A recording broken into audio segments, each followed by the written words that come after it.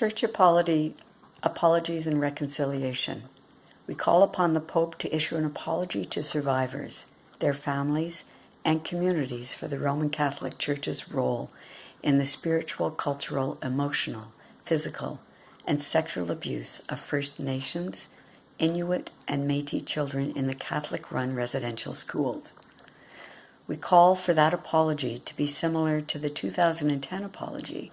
issued to Irish victims of abuse,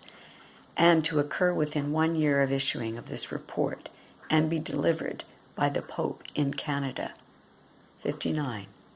We call upon church parties to the settlement agreement to develop ongoing education strategies to ensure that their respective congregations learn about their church's role in the colonization, the history and legacy of residential schools, and why apologies to former residential school students, their families, and communities are necessary. We call upon leaders of the church parties to the settlement agreement and all other faiths, in collaboration with Indigenous spiritual leaders, survivors, schools of theology, seminars, and other religious training centers, to develop and teach curriculum for all student clergy and all clergy and the staff who work in Aboriginal communities on the need to respect Indigenous spirituality in its own right, the history and legacy of residential schools, and the role of the church parties in that system,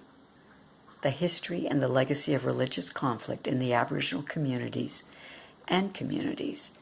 the responsibility of churches have to mitigate such conflict and prevent spiritual violence. We call upon church parties to the settlement agreement in collaboration with survivors and representatives of Aboriginal organizations to establish permanent funding to Aboriginal people for community-controlled healing and reconciliation projects,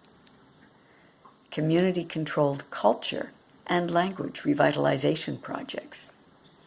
community-controlled education and relationship-building projects, regional dialogues for Indigenous